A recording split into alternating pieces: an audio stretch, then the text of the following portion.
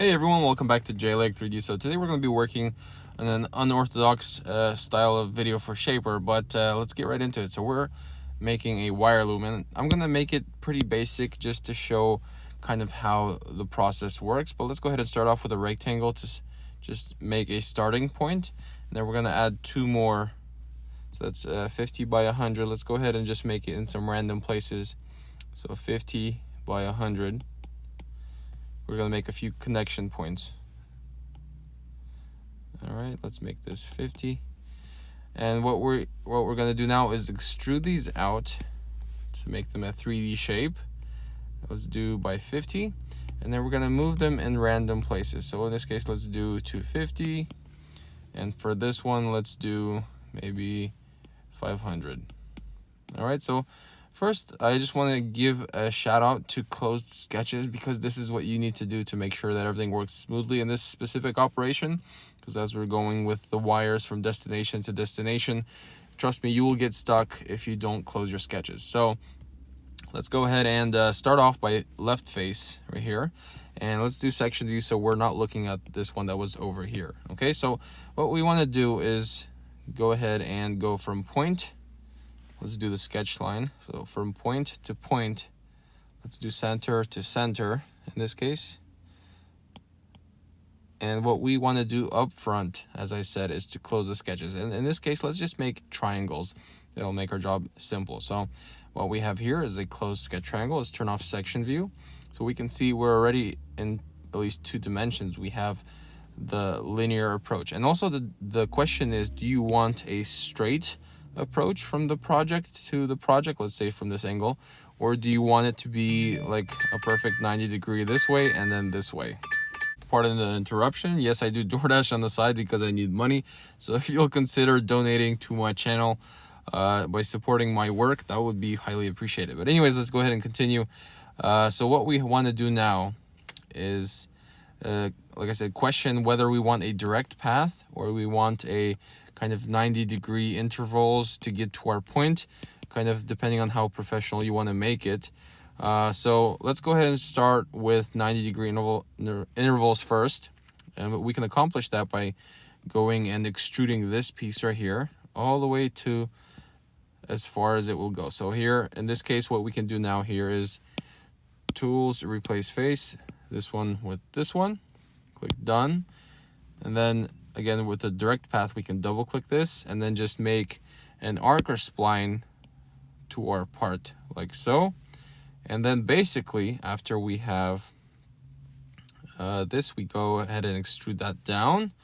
And then we go to this face, and we already have our line, so to speak. So what we can do now is simply sketch a profile. So for example, if we have a wire, let's say it's a circle, right? So we can draw a circle, let's say on this plane right here. So let's pretend our circle is 10 millimeters thick. And we go with tools and sweep and select our circle. And then sometimes you might have like the face hidden away. What you can do is double click here, turn on section view, and then click the rest of that circle and turn off section view, and then click next and use that profile to sweep along its path all the way to your part. So this is basically, after you delete this, a direct path to your other connection, and it's in 3 dimensions. So we have this direct path. But however, if you want to do a more professional approach, because I mean, how often do you see a direct path going to, right? So for a more professional approach, let's say the 90-degree version I was talking about, we can do, let's say, from here, and then we go here, make sure it's not an arc though, by you kind of swipe it and it turns into an arc. So if you shake it, rather, not swipe. Anyways, you go to this point and then go down, and you have that reference line appear now, and we can make it straight exactly where it needs to go. And then we draw a line up here, and then from this point we already have a line there. So we can now go in and double click this face. Excellent, deleted that circle, but let's make it 10 millimeters again. And then tools, sweep, and section view to get the rest of the circle. So select both of those, turn off section view, and click next, and then follow this line, and then this line, and then this line all the way to our project. So this is kind of how you get to your destination depending on how you want to go. And then you can always obviously come in later, and let's say if you have this three-dimensional shape, it's obviously better to work with squares in the beginning to get a profile going, because once you have this, obviously it's harder to work on. Like, you can't double click that face. But what you can do in this case is, if you know the center point, like let's say this is 50 millimeters, right? So you can do either split body, or you can simply just go over and make it 25 millimeters, which is exactly half. And then you can double click that face and work on that plane to make your profile. So for example, here we want an angle, right? Because how many cables actually go in a 90-degree angle, right? So we want to go ahead and lock these 2 points in using that lock function here on the right. And then let's make this arc, instead of that, we want it to be 180 or 90 rather. I'm overstepping a bit. So once we have this, we can simply go, for example, and draw a circle.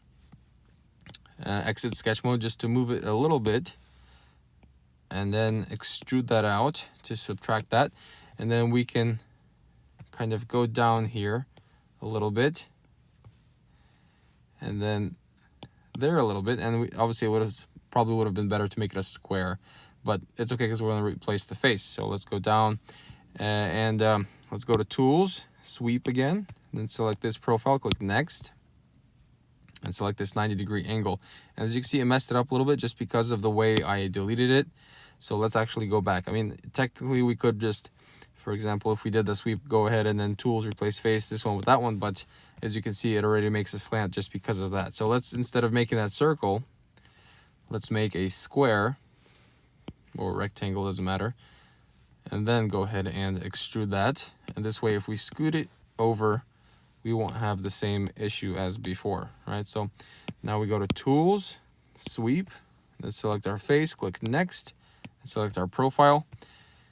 And it's slightly still off, which I haven't done this kind of projects in a while, but I'm sure we can figure it out. So what we need to do first is actually Tools, Sweep, select the line.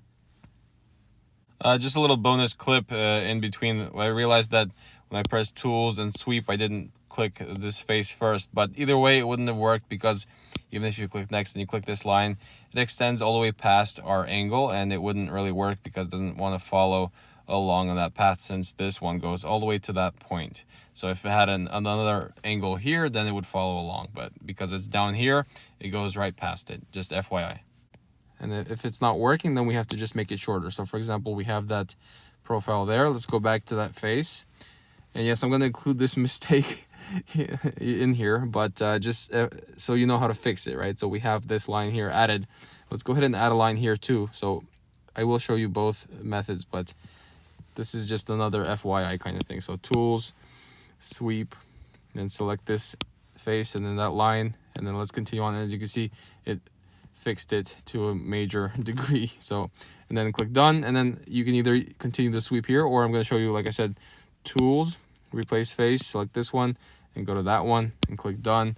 And then obviously you can go to Tools, Union, and you can connect these two to that one, and that little cut right there disappears now. And then if you ever need that cut to be separate, obviously you could just use split body by making a plane and so on. So that's one way to do it. Okay, so we have this one, and then we have the swept figure that I showed you before. So kind of up to you. And then obviously once you have this, you can go ahead and select that body and hide it. And then we can use that same sketch to go to this one. So again, let's go ahead and repeat the process to kind of iron out the situation and to remember it better. So let's go ahead and use that sketch, like I said, and we're just going to draw it out there. And then Tools, replace face, this one to this one, click Done, and then Tools, replace face again from this one to this one. All right, now that we have those, we can technically also adjust this if we wanted to. So for example, transform move, we can adjust this and go over here by 50 millimeters to go to the center there. And we can also kind of slice our little triangle down to make it straight if we so desire, by simply making that straight line and then extruding this out there. And then keep in mind you have those closed sketches, so they might get in the way sometimes, and I'll show you how in a sec. So let's go ahead and extrude that out, and now we have our triangle just like before. Now let's go ahead and tools, sweep that same circle, and because this shape is going over here, it's not getting in the way of us selecting that little circle, so we can use it. Click next, and we use that edge there to go across here, and then the same way here. And then for here, it's not gonna let us, as you can see, because there's a sketch in the way. So make sure you go around your sketch and then select it, so that we can have now our complete wire. All right, and again, if you want to make those right angles, just use the planes already provided there, the same method as before. So what we can do here again is to draw that square or rectangle, whatever you want to call it, and extend it out. So let's say you select it, exit sketching. Well, make sure you double click those lines, then exit sketching, and then select the move tool. And it's kind of selected out here on the edge, but it doesn't matter. We just need to move the sketch, and the other reference we don't need, so that's fine as well. So go ahead and now select it and run it through. And as you can see, our body here that we used for reference is there too. We can almost delete it, but we still need it for the reference. So what we need to do is just double click on it like so to get on that plane, and then double click it to delete it, so we stay on that plane. And then also get this out of the way so we don't get confused. But basically now we have this line here, and to get in the center of that specific one, we can just zoom in to get those specific shapes. So let's say to make our grid smaller, that we have that 10 millimeters, we can match those up like so. And it doesn't matter if you go across, because you can just simply do that and then go and trim those edges, and you can trim that as well. But let's see here, we have this. Make sure you close your sketch while you're still on that plane, because if you leave, you're gonna have a hard time. As you can see, sketching only works on planar. Let's go ahead and just well, I messed it up. Let's undo real quick. I was giving you advice and working at the same time and forgot to follow my own advice, so sometimes that happens. So let's go on that plane and make sure this time to close our sketch instead of messing it up. And as I said, shout out to closed sketches in the beginning, because they really do play a key role in this type of project. So see, now that we have that little triangle there, we can go in and do whatever we want. So let's go ahead and draw those lines again, double the work, trim the edges there. And then once we have that, we can kind of make our angle. So decide how long you want this to be. Let's make it 30 millimeters. So we have a line there and 30 millimeters that way. Just as an example, this would constrict. So, okay, just draw it off the grid there for a sec. So 30, and then go ahead and double click it and move it into place. So you have that triangle now. And then for that triangle, make sure you lock everything in place real quick. So lock on the right there. And then you can draw by deselecting everything, and then draw an arc, and then make sure you lock those into place as well. But it's already locked, so we can actually go ahead and just continue with that and make it 90 degrees. And as you can see, now we have that bend. So now we go in and tools, sweep this selected face on that line there. And as you can see, we messed up again. We have to trim. So again, haven't done this type of project in a while, but just go ahead and trim the excess lines there so that we don't run into these kind of issues. So tools, sweep.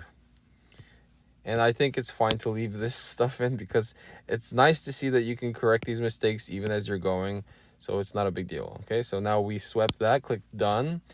And let me show you that you can sweep all the way. So tools, sweep, because last time I did the replace face, but this time let's go all the way so that you can see that you can use both methods. And it's not letting us because that sketch is longer. So whoop-de-doo, I messed up again, but luckily we can do the replace face tool. But just so you know, if you do sketch that little profile there, instead of having that long line like so if you trim this line, in other words, it will let you sweep it all the way. So just FYI. But this is basically how we get stuff done. So we go as we can, and then you can do the same thing here, but again, like I said, I'm just showing you the process so that you can do whatever you need for your project. And then also, while we're working here, let's go ahead and hide those sketches real quick and reveal our body. And like just for reference, let's go ahead and also change the color. So for example, this will be a yellow wire, and this one, let's make this one a red wire. So let's actually, to make it faster, select, I'm not sure if I union though, so tools, union real quick, done. And then so for this wire, I want to make it, let's say, a red wire. And if you want to separate your wires here, it's pretty simple. You simply select it, and I would adjust this just so I can see where it's going, and move it over by 10 millimeters. That's the size of our cables in this case. And as you can see here, we have an assembly starting to look like it's very professional. So this is how you work with cables in 3 dimensions using 2D sketches as examples. So hopefully this helps someone. Hopefully you learned something. Don't forget to like, share, and subscribe. And if you guys can support this channel, support my work by subscribing as a member or donating on PayPal through my website, I would really appreciate it, so you guys can see more of my work, because I'm pretty sure lots of you find it useful. So that's it. I hope to see you guys in the next one, and bye-bye. Here at Shapr3D, our goal is to inspire and empower you to create your own amazing projects. Please support our work so that we can keep doing it. Don't forget to like, share, and subscribe to see more.